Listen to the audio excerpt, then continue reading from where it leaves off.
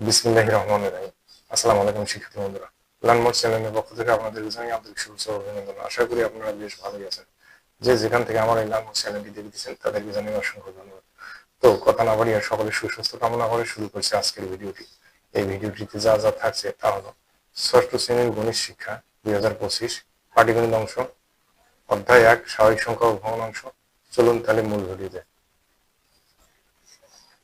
আজকের আলোচ্য বিষয় হলো অনুশীলনী 1.2 এর 4 নং নিচের চিহ্নিত স্থানে কোন অঙ্ক বসালে সংখ্যাটি 9 দ্বারা বিভাজ্য। 4 নাম্বার ক, খ, গ, ঘ।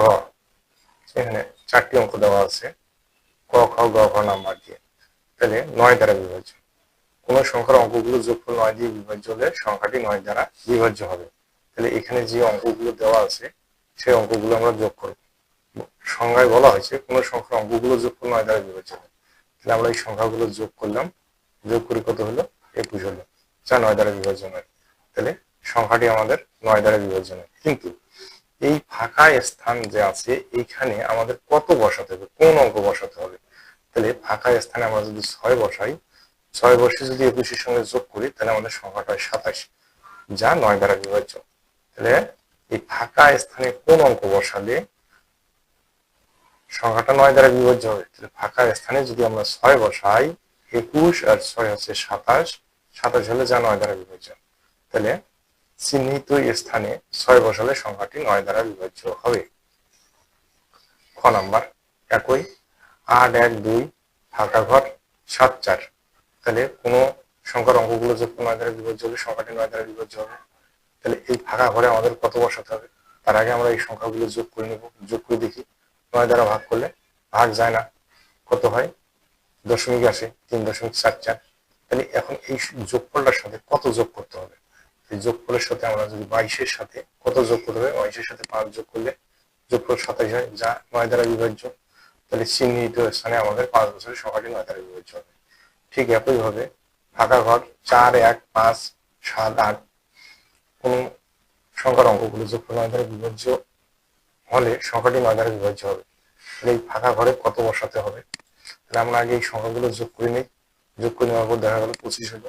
তাহলে আর কত যোগ করলে 9 দ্বারা বিভাজ্য হবে। তাহলে এখানে 25 হলো, 25 কিন্তু 9 দ্বারা বিভাজ্য নয়। তাহলে এটার সঙ্গে আমরা এই 25 সঙ্গে কত যোগ করলে 9 দ্বারা বিভাজ্য হয়, 25, 26, 27। তাহলে 2 যোগ করতে হবে, কিন্তু 25-এর সাথে 2 যোগ করলে যোগফল 9 দ্বারা বিভাজ্য হবে।